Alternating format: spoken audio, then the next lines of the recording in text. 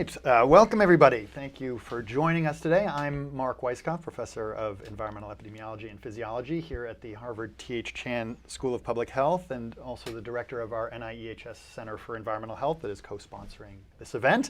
And I'm very happy to be here today with David Cash, the EPA's Regional Administrator for New England. So we're in store for an exciting conversation, first half streamed to the world, and then with lots of questions driven by our viewers.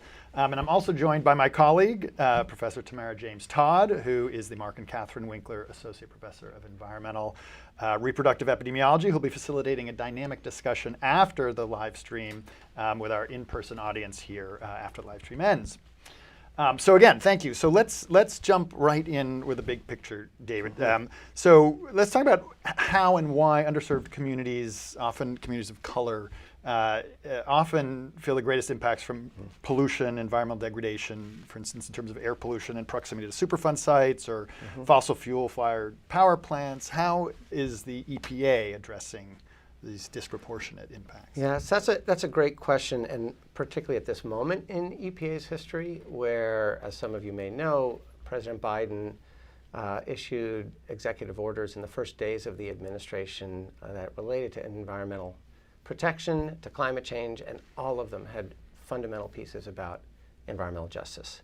And how do we address multiple pollution, cumulative impacts that many communities around in our country experience and have experienced. And there's a legacy of experiencing these. And the data is, you would know better than I. And in fact, I'm going to ask you what other data. But you can look at things like asthma rates, which are twice that for in black communities compared to white communities in the United States. And you can look at, you mentioned Superfund sites, black and Hispanic. There's a 25% greater chance that black and Hispanic communities are within 3 miles of a Superfund site. And we know there are exposures to toxic chemicals there. And there are many, many others. And so that's my question. What would be another that you've experienced? There's a lot of expertise in this room. What would be another way to frame that? I told you I was a middle school teacher. And one of the things that I learned there is that teachers often think they wait so long to hear answers. When if you ask them, I waited 10 seconds, when it's actually like 1.1 seconds. So I'll just wait. I know we only have a half hour. So what are some other, what would be another data point or a way to frame it? Yeah. We've been looking at some of the underserved communities in the Central Valley in California as to how long it takes those individuals to evacuate during a wildfire, for example. Interesting. The underserved really have it much harder. They can't even evacuate. Did you? Right here in Boston, the airport communities, Revere and East Boston, a lot of minority communities there. Not just air pollution, but also noise pollution. Right. Yeah, in fact. The growing number of people dying or suffering from heat exhaustion, and how heat maps vary within Boston itself, with greater concentration within Chinatown, for example. Right. So we could spend hours now having data exposed like this, which demonstrates what the problem is. So your question was why? That's the answer. When we're fundamentally about creating a protective environment that we support human health and environmental improvements, we have to think about it through a lens of justice, because we know that there are communities that have suffered under multiple insults of whether it's water pollution, air pollution, noise pollution, inability to escape from problems. We know even things like post-Hurricane Harvey, wealth disparities increased after FEMA came in to help support communities.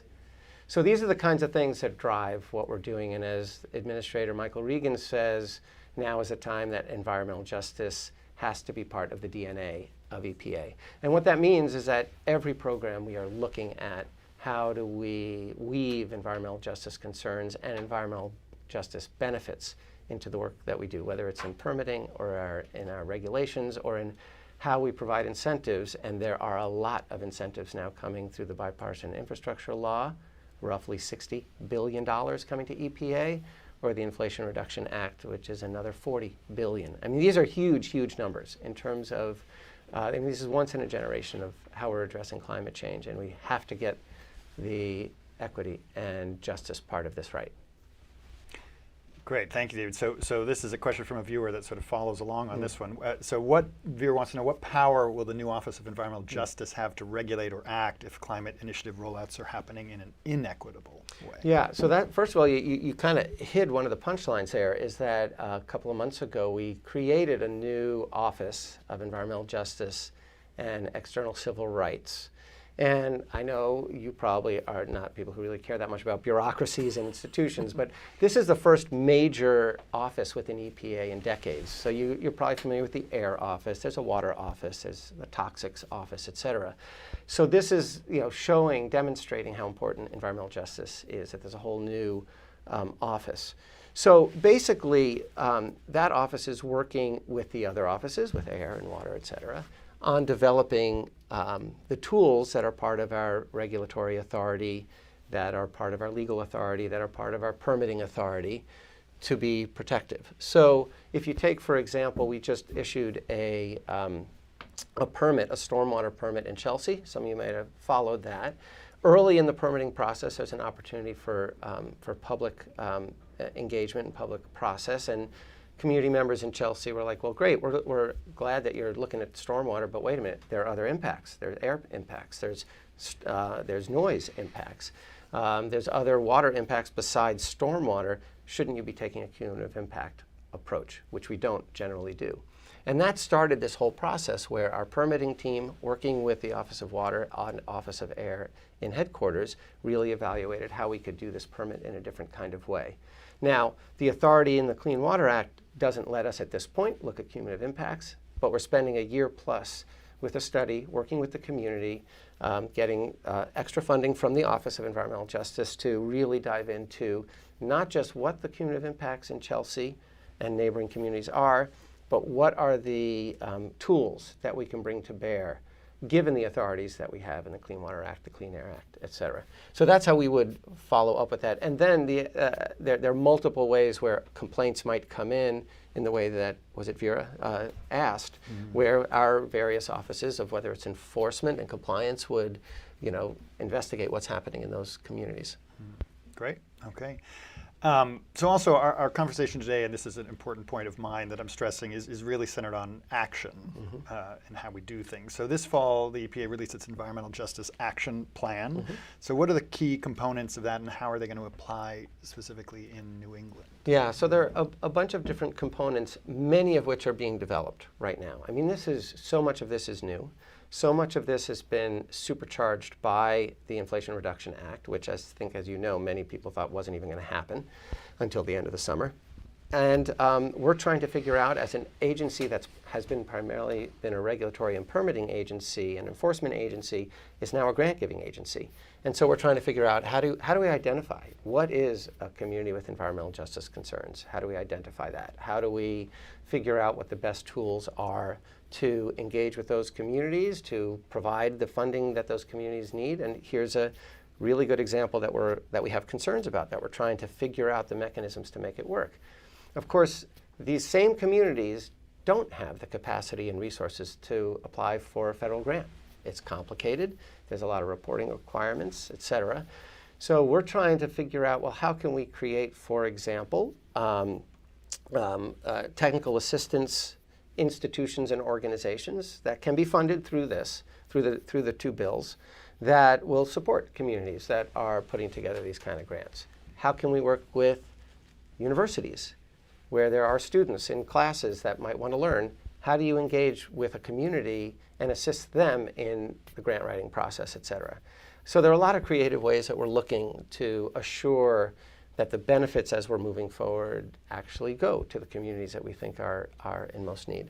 That's great. Yeah, that's a huge part of our center is community engagement. So talking more about how to make that happen is great. We can have more conversation on it. Great. So here's another viewer question. How does the EPA measure progress towards its environmental justice? Yeah, so at this point, we don't have a checklist. It's something that's part of development, but you can imagine everything from things like, well, I know our enforcement division already does this, where they track how many enforcement actions have been taken in these communities. And we're looking at those trends, and we've set goals. So we've had a goal in the past. I think it was 30% last year that that the enforcement division in Region 1 was going to try to hit, and they were at like 50%. So they're kind of process-related kinds of goals that we want to hit. But then they're the obvious when you start going to the outcomes of asthma cases would be one. Any of the disparities that you've all identified would be the kinds that we'd be looking at. And certainly with all of the investments, I think as you also know, the president put forward the Justice 40 initiative, which was saying that any federal dollars, and that's from Department of Energy, EPA, 40% of those need to go to disadvantaged communities. First, of course, you have to identify what does that mean? What's a disadvantaged community? And different agencies are working that. We're working with the environmental justice communities on identifying what those communities are. But then we have to track. Where is the 40? How has that 40% been spent? How do you define what a benefit is? Because it doesn't say 40% of dollars. It says 40% of benefits go. So there are multiple ways that we are working on this. And one of the really exciting things about being at EPA now is that we're crafting this as we go. And it's really important, and we have to use the best science. We're a science-based organization, and we have to use the best evidence that we have. And so we're working on all that. And some of you may know that we have a variety of different mapping tools, an EJ mapping tool that's continually getting updated. But that's one way that allows us to, for example, look at where there's increased asthma rates, where there's lots of transportation, where there's proximity to a hazardous waste site, and think about, okay, is this where we should be focusing our attention on a variety of different things? And one, for example, is lead. So we do have some pretty good data on where there's elevated blood lead levels in children. I see some of you nodding, so that indicates to me that you know more about what I'm about to say than I know, so I appreciate that. And so that's those kind of mapping tools and that kind of data has driven where we've done, for example, comprehensive what we call geographic programs, where we've, for example, found communities in Hartford, Connecticut and surrounding neighborhoods where we've really focused a comprehensive approach on lead pipe removal, on paint lead paint issues, on soil and lead, all of those kinds of things to take that approach. And I got to tell you, this is anything we do feels to me has to come down to people. And I was lucky enough last week to be at an event down in Fall River, Massachusetts, where we were drawing from two big pots of funding that would replace 11 old diesel school buses with new electric school buses. That was like $3.5 million. And then like $10 to $15 million to replace the lead water pipes that were going into almost, I think it was 1,500 to 2,000 homes. And just extraordinary. If you think about school buses, I went to public school, I took a school bus. I remember going down to the bus stop, and man, it stunk when that bus drove up, and it stunk in the bus. And I'm sure that's had an impact on me. I was on a bus for whatever it was, 8 years until I started walking to high school. So, and that's a lot of time. 45 minutes every day on a bus like that probably had some impacts that I'm not even aware of. And our goal is that a parent who's standing on a corner as the school bus arrives is not worrying about what their kid is breathing in, that a quiet, non-smelly bus pulls up and takes their kid to school. That's one. And the other of that day, I went, after we did this event, it was with Elizabeth Warren and Jake Alkenclass and the mayor, and two kids spoke, which was totally odd. Two kids from the Green Team spoke, and of course, they were way more eloquent and great to listen to than any of us, and just really dedicated to their futures, as they should be.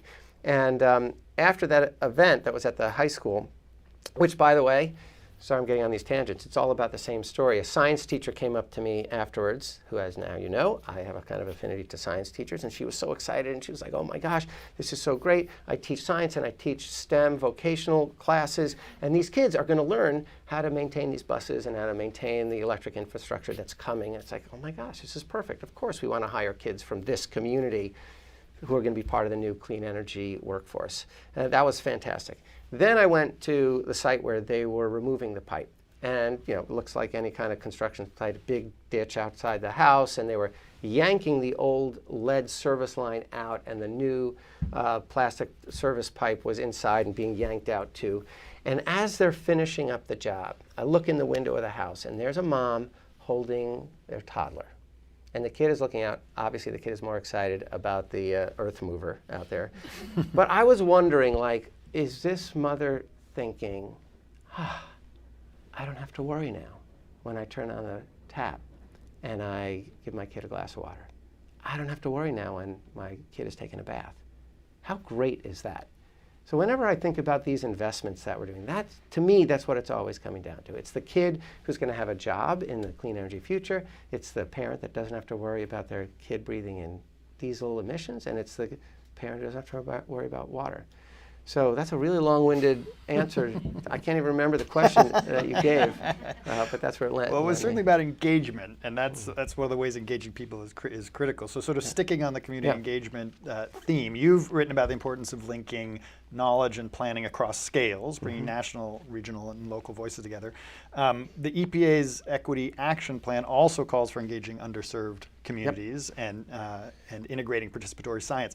Can you tell us more about how you're integrating community voices into your work at the EPA and why it's so important from equity? Yeah, so perspective? this is another kind of place where we're really pushing the envelope of what EPA does routinely. There are offices within Region 1, for example, who've been doing community engagement for years and years and years, and have been doing environmental justice work for years and years. And part of, for example, the Superfund law requires community engagement.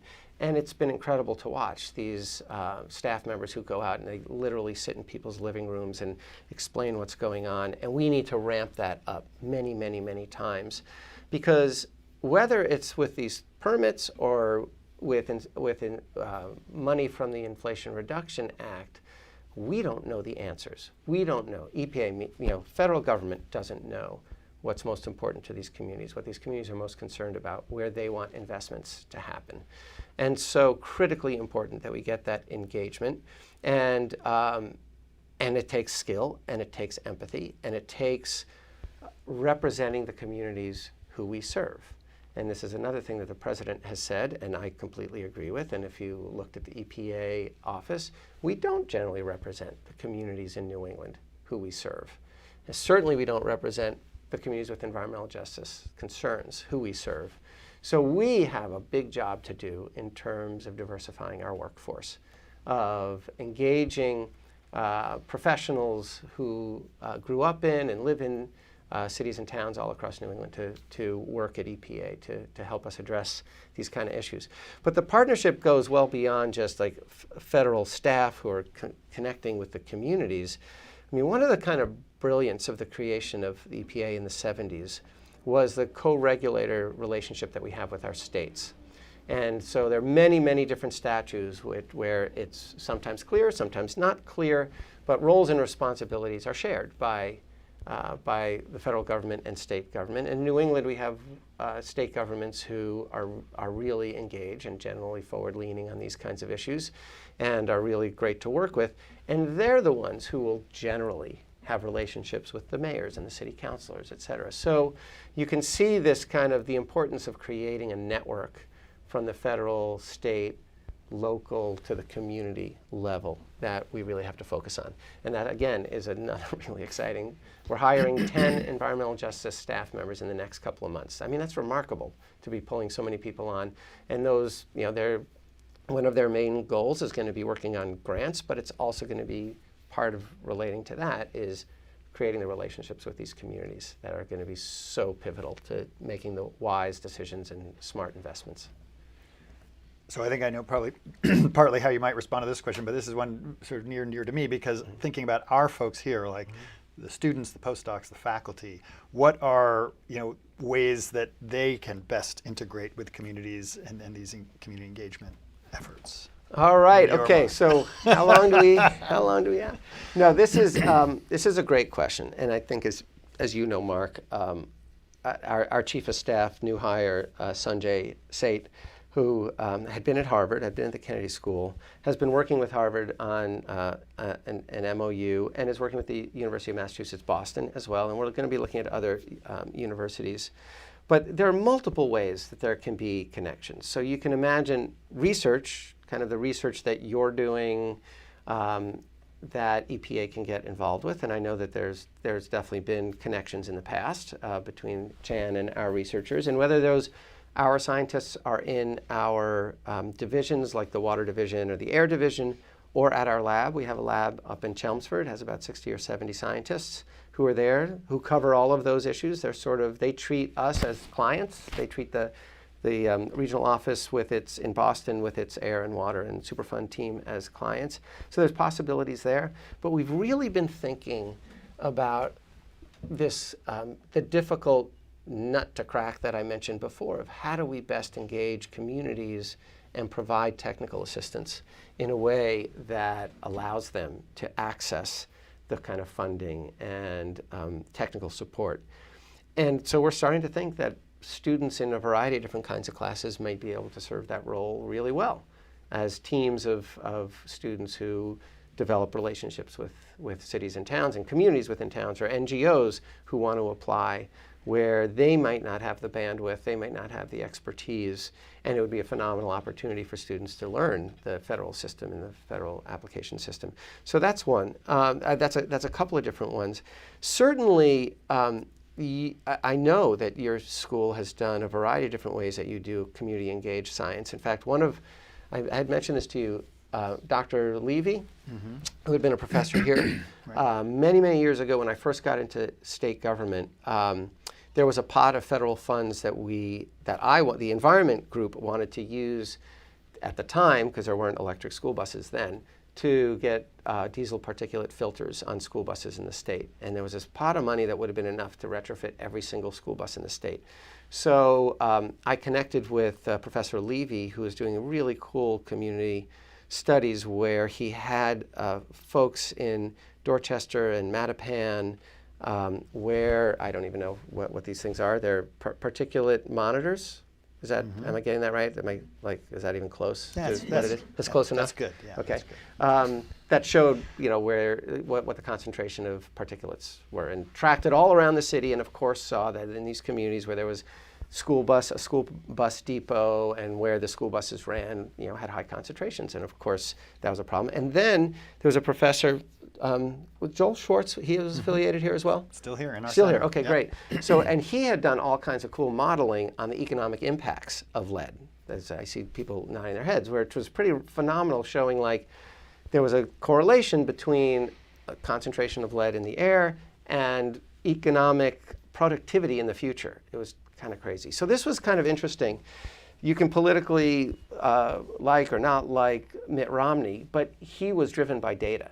And so this was during his administration. So I approached him with those two pieces of scientific research, Professor Levy's and Professor Schwartz, to show that this like $24 million investment in diesel particulate filters would end up with like a $220 million economic benefit because of education for the kids, that the parents wouldn't have to leave because their kid had to go to the emergency room because of an asthma attack. I mean, all the many reasons. And we went for it. We were the first state that did that, and our DEP was, forward-leaning on trying to figure out how to make that happen. So that's another example where the very applied work that you're doing here can be leveraged, whether it has to do with our, permits or policy or investments. But there's another avenue which I think could be pretty helpful. Great. Thank you. Yeah, so I realize we're going to be running short on time, so I'm going to skip around in some of these questions that came here. But one important, sticking on climate, a viewer wants to know, what are some good examples of climate justice at the grassroots or local level? So if that question means like actions by the grassroots level or actions with EPA, I mean there's a I don't know. Let's maybe take I'll that. try to Go ahead. pull those, Take it. pull those together. So one of the things is, at EPA, as I said, is a kind of evidence-driven organization, so it does a lot of planning. And we've just finished a regional adaptation plan, regional climate adaptation plan, which took a huge amount of effort connecting with communities, trying to identify where impacts were, and specifically trying to focus on communities with environmental justice concerns who were the most potentially, that the studies were showing were the most potentially impacted. And whether these were because of heat island impacts or coastal flooding or inland flooding, these were the things that we're really focused on. And that document, in some ways, will be a blueprint, certainly very helpful as we're figuring out how much of the bipartisan infrastructure law funding or the Inflation Reduction Act funding that can go to infrastructure and resilience preparedness, how those can be targeted. But it's the same idea as I was mentioning before, right? We want to get school buses in these communities where there's high asthma rates and high respiratory problems, which are going to overlap with environmental justice concerned communities. And we want to try to identify any of the kind of resilience work that we do on these communities that are going to be most impacted by climate change. Okay, great. And so speaking of those, I mean, the Biden administration has pledged to ensure that investments in climate action will directly benefit communities most affected, as we've talked about. Yep. There are many metrics on that. It's not using race as a factor in determining those. Should it be, or without race, how do you, is that going to? It's a really good question, and there are multiple dimensions to that. One dimension is that there's, there are civil rights laws and equal opportunity laws that are really going to guide where funding can go, and we know that flips, that there can be concerns, political, litigated concerns when race is used. We know that, and we know that that's before the Supreme Court right now, which I believe this university is involved with. That's very much related. That case is very related to this. The other is that, and I think you know this way better than I do, that race is highly, highly correlated with these impacts that we're talking about, right? So, when I said at the beginning that that there's the asthma rate is twice as high in black communities as white communities, I mean, so we should just go into communities where there's high asthma rates, right? That's where we're focusing, and that's as we've looked at for the school buses, for example, we're looking at where there's asthma rates, we're looking at income, we're looking at a lot of these criteria that are highly, highly correlated, and if that's where we focus our energies, we know that we're going to have the impacts on black and brown communities as well.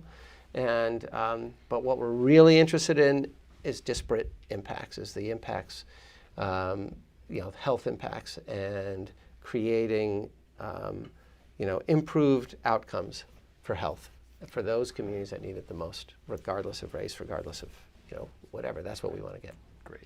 Okay. So maybe one more. I know we're coming close to the end of the half hour, but touching, I don't want to skip forever chemicals, which has been raised by some of our reviewers. So a major concern in New England is those things like PFAS in the groundwater and soil. And EPA recently put out these advisories, lowering the recommended thresholds for PFAS in drinking water.